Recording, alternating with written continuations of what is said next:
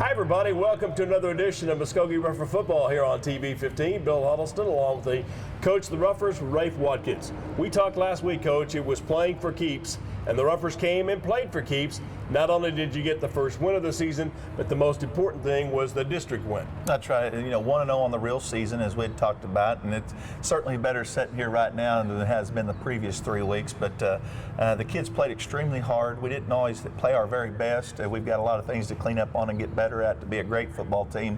But we were good enough the other night to get the victory, and even more importantly, get our plus 15 points. Because in this district, as it'll come down to, there's going to be 4 or 5 teams that we're all separated by 6 or 7 points, I think, by the end of the year. Most of the time, those points do figure into the final determination of who could be the district champion. I mean, it could literally come down to that last touchdown by Tyreek Beasley making the difference between a first, second, third, or fourth place finish. I think you will see that come into play. People think, well, 2 points, but I have made the playoffs by 1 point, and I've missed out on the playoffs by 2 points before. So just that last touchdown, I think we will see somewhere on the season where that was so vital, because we had the 13-point lead, and by getting that touchdown there at the end to get those 2 extra points, they can come down big at the end of the season. With the first win of the season, what was it like in the locker room after the ball game? Because the guys had listened, they had believed, they had given that MTXC, mental toughness, extra effort, first 3 weeks, but yet had still come up on the short end of the scoreboard. This Friday night, it was a different story. Well, they were certainly excited. They knew that it was big because we'd preached about it all week. We got to be 1-0 on the season, and what I was really proud of is the amount of attention that they paid to getting our 15 points, because you could hear it on the sidelines. Guys, we got to get that other. We really felt like we had the game won late there in the fourth, because they'd just not really moved the ball other than the one drive against our defense, and unless we made a mistake offensively, it was going to be hard for them to get up there. So we felt like we had the game won, but we knew we had to get those extra points, and I think the kids were more excited about that than anything. But it was good to see the excitement on their faces after the ball game in there, because this group of kids have worked hard. They've played tough in some tough ball games, but it was good to get the victory and know that now then we've just made another step toward our goal, and that's making the playoffs. Well, certainly the Roughers had that intensity, and like Coach said, the defense set it up with a 3 and out, and then gave the offense the opportunity, and Bees took it to the house. But those were just some of the plays that made the highlight reel this week. Coach, let's pick up our video screen here and take a look back at some of the big moments of last Friday night's win, the season opener in the district competition against the Sapulpa Chieftains. First thing here, we're going to see another first edition of the Rougher defensive machine. Well, the defense played outstanding again. As we said, they had that big tailback, and he gave us fits early while he was fresh. Ja'Cory Freeman right here running extremely hard on our zone play. Unfortunately, we had a couple of fumbles there fighting for extra yards, but I thought Ja'Cory did an outstanding job running on the night. Here's another outstanding play by him and our offensive line. If you look there, we've got 4 offensive linemen pushing and leading the way. And we always talk about the yards after contact. He had about 17 more yards there after contact was made. So outstanding job. I think you're going to see Noah Ashley with a big hit right here that set up our first score, sack, and gets the fumble. And we're able to go down there, and this is where Bryson had scored on that first play, our first score here. I think that's coming up right now, like 44-87. Open. He could have got a little more height on it where we didn't get the tip, but Bryson concentrated on it and got the ball. Back again with some more of the defense. I mean, it just seemed like when the defense had to rise to the challenge, lo and behold, there they were. They did. Once again, Noah Ashley here, he had a great game, gets the interception. And, what Coach Heath and I was talking about yesterday, that was the first interception we'd had on the season. It come from a linebacker. It did, indeed. And then after Sapulpa had scored, this kind of changed the whole flow. Biggest play of the game right here, without a doubt. They'd come back, we'd fumbled the second half. They went down and scored, made it 7-7. Actually, this is the opening kickoff of the second half. We go here, just what we'd wanted to start it off with. We wanted to take the first drive down and score. We get 7 yards, then we end up fumbling. They go down and score. Now then, Cameron Curl, the sophomore, he goes untouched right here, except for at the very end. I think the guy finally dives at him here, the kicker does, and has a chance. That stole momentum away right after they'd got it, and that's a backbreaker for them. We unfortunately missed our extra point there, but we're up 13-7, and I think here comes our little 19 wolf play. Biggest thing here, if you watch Jacory gets a great block out here to seal it, and he's behind everybody. Like Bryson was saying, earlier in the week when he was talking to the newspaper, the biggest thing was he was just, please don't drop it, because when you're that wide open, a million things was going through his mind. And again, another effort here by Quintage, able to carry out. Quintage has a nice game the other night. I thought managed the game, and then here's the sealer right here. With Tyreek going the distance over 68. At the 50-yard line. Nobody was going to catch him. Not going to catch him. He's a quick young man. And I was really proud for him. He worked so hard and hadn't been getting a lot of carries at tailback. We'd moved him out to a Z, out to a wide receiver, and he come in there at the end and just did a great job for us. Once again, we just continued to take a look at some of the highlights from that district opening victory over Sapulpa. And here, that was the fourth down play. Roger Kirby just came in and he said, not tonight. Kirby was the MVP. He ended up with 11 tackles, 3 sacks, and 3 forced hits.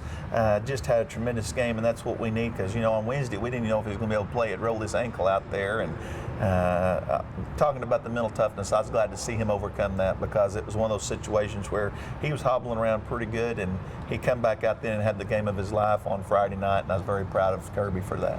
Certainly. Bryson Bell was a man that, as Coach mentioned, had 2 big plays, the first touchdown and then that sort of pull it out of your hip pocket success. When we come back in the next segment, we'll bring in your chance to meet one of the Roughers, number 19, Bryson Bell, our Meet the Roughers visitor here on TV 15.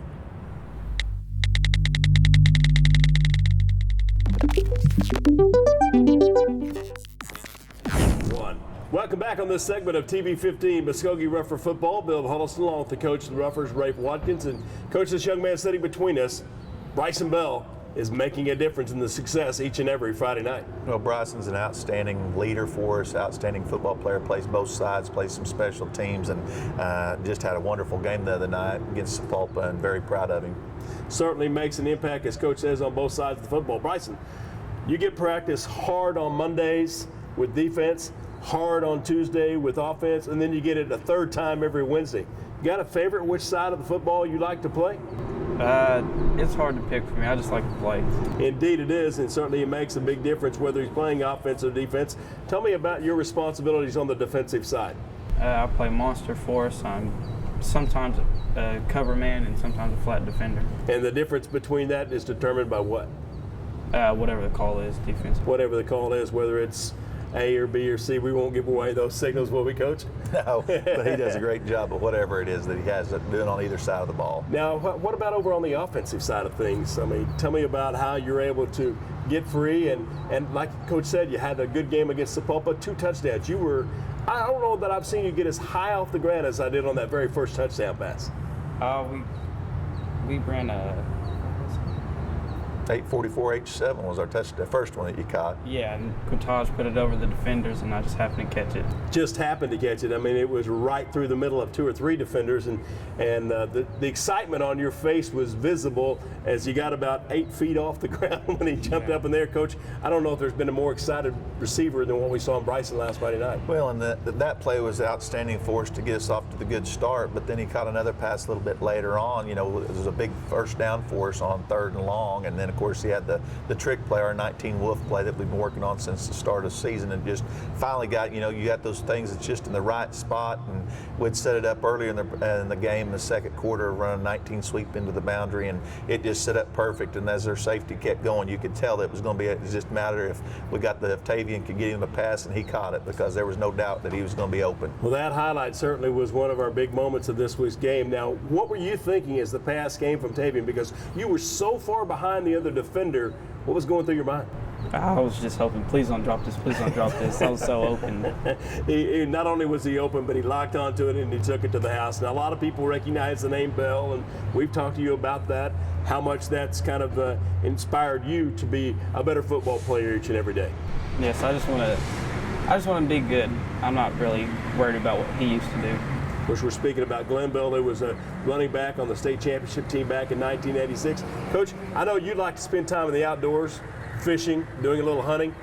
Have you learned anything from this guy? Because I understand he's pretty good with rod and reel in his hand and also hunting those ducks. Well, I haven't had a chance to go with him yet. I'm sure we will after season's over. But yeah, he and my son have gone dove hunting, and I know that he goes fishing a lot with some mutual friends and stuff. But he's quite the outdoorsman, and if you're out in the field or on the lake, it's hard to get in trouble. And he is a great young man. Now, you got a favorite fishing hole?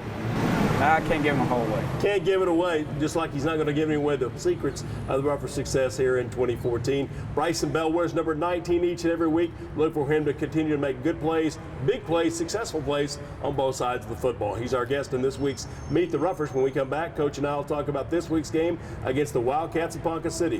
When we continue Rougher football here on TV 15.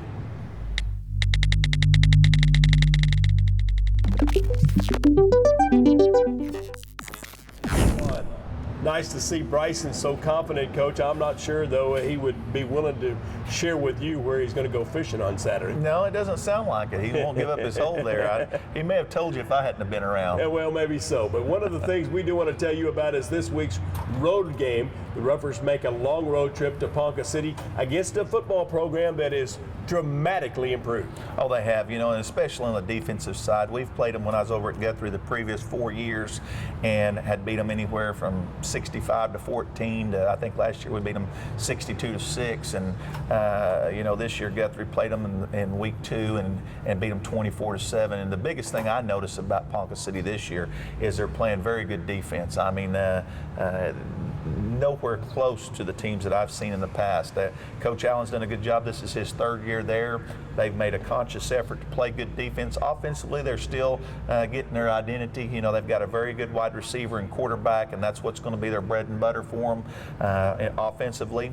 If our defense plays the way it's been playing, I think that we can, do quite well. Offensively, the challenge for us is to sustain drives like it is each and every week, but they're going to put enough in the box that our passing game is going to have to pull us through this week. Is it more of a mental focus or physical preparation going on the road? Is it harder to play on the road than at home, or is that when you're away from home, you put all those other things behind you? That differs with every team. I've had teams that seem like that we struggled on the road, and I think a lot of it was just the mental preparation. They felt the comfort of home. Other times I've had teams that I felt like played better. They got away from mom and dad, they got away from girlfriend, they got away from whatever it is, and I think that they focused better going on the road and took it more seriously. And this group, I was pleased with our only road game this year as far as than the outcome. Our mental preparation going down was good, and of course the turnover cost us down there at McAllister. But that I think is just one of those that differs from team to team. Well, certainly it'll be a big game for the Roughers on Friday night, game number 2 of the district slate. And a lot of people want to talk about, what about this game, what about that one? As you and I have talked, it's one game, one play, one series at a time. Well, one of the films we have on Ponca City is against Booker T, which is favored to win ours, and they're number 1 in our division right now in the class of 6A Division II. And the thing that the people's got to remember, we're not looking at Booker T. That's week 10 right now. And the most important game is Ponca City, because again, you don't win this one, you put yourself in a bind. We've got to win each and every week, and this is that string of 5 here that we said was going to be crucial to our playoff hopes and our state championship hopes. And our kids are focused on it. They know what's the most important. I don't think they were looking too much at Booker T in that film. They've been watching the Ponca City Wildcats. Absolutely, and the Roughers will put their focus on Ponca City Friday night on the road. Game time in Ponca City is set for 7 o'clock. We want to encourage you to make the drive to PC to follow the Roughers away as well as you do at Muskogee Creek Nation Field. But if for some reason you can't make the trip, tune in to 100.3 FM radio. Pre-game show starts at 6:30, or you can watch the entire game from the comforts of your computer screen on RougherTV. Coach, win number 1 of the Rafe Watkins era. Let's go get number 2. Well, that's the plan. Indeed. Now, Roughers will try to do that Friday night at Ponca City. We'll see you back here next week to talk about win number 2 for the Roughers in 2014 here on TV 15.